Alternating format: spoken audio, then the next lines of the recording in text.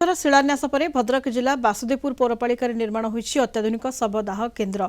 मात्र यह कार्यक्षम न होई गेट्रे ताला झुलुछि, छातरू प्लास्टर खसुथिबा बेले जंगल रे परिपूर्ण परिवेश।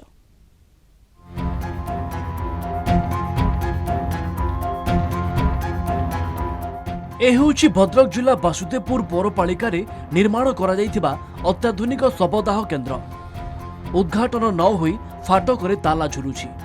केउठी कंक्रीट भांगी रड देखागलानी तो पुणी केउठी छातरू प्लास्टर खसी पड़िलानी, पुणी केउठी कांथ फाटी आं कलानी। आउ परिसर कथा न कहिबा भल, अनाबना गछरे भर्ती परिसर।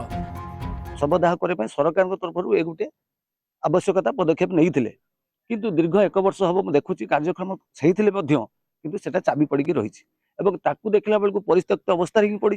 जो मैंने ठिकादार काम कर निम्नमान कम मुझे दिन जाके पहुँचिक देखला बेलू छातरू पानी गला।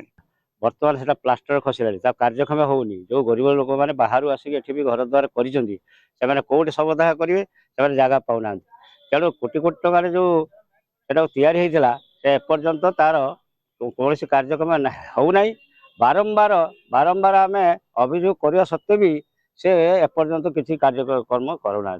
आम दाबी करुचु तुरंत कार्य आम म्युनिसिपालिटी पौराध्यक्ष हूँ म्युनिसिपालिटी ऑफिसर हूँ तदंत करी तुरंत कार्यानुष्ठान ग्रहण करंतु एवं ताकू पुणी पुनरुद्धार करी किपरि भाव में लोक माने सुविधा पाई परिवे सेति प्रति ध्यान देवा को आम दाबी करुचु। 2018 रे तत्कालीन जंगल मंत्री विजयश्री राउतराय और पौराध्यक्ष अशोक कुमार दास अत्याधुनिक शवदाह केन्द्रर शिलान्यास करथिले।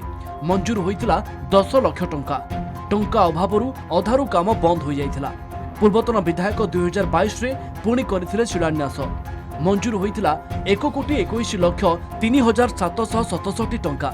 यहाकू कार्यक्षम करने दाबी होउथुवा बेले स्थानीय विधायक कहिसंती शीघ्र पदक्षेप नियाजिबो। दीर्घ दिन हम ये वार्कड़ है कार्य सरी सेमती स्थाणु अवस्था पड़ी रही, जद्वारा ये आम बासुदेवपुर निर्वाचन मंडली अंतर्गत जनसाधारण माने अनेक हैरान हरकत असुविधा पड़ुंट। जड़े मृत्युवरण कले सबटे दाह न करी बहु हैरान हरकत। यहाँ गणमाध्यम प्रचार होगा मुझे निजे जाइली गोटे दुईटी जगह आप कहते निश्चित भाव सीमेंट से खसी आम तार मरामती सह सेठी अल्प किसी सौंदर्यीकरण काम बाकी बड़का रही जाइतिला। ये सब गुड़िक सारी आम खूब शीघ्र गोटे टेंडर माध्यम तार मैन पावर मेंटेनेंस काम आम निज हाथ को नहीं से कार्यक्षम कर लोकप्रतिनिधि हिसाब से मुझे दाबी निश्चित करी सरकारी कर्मचारी सचेतन करी खूब शीघ्र कार्यक्षम करने जदि लोक मान हित साधन लोक मान पाखर आदाय होता टिकस पैसा विभिन्न उन्नयनमूलक योजना करा उन्नयनमूलक योजना ना हरिलुट न करा जाऊ एठी आपन माध्यम उपस्थापन करुच्ची।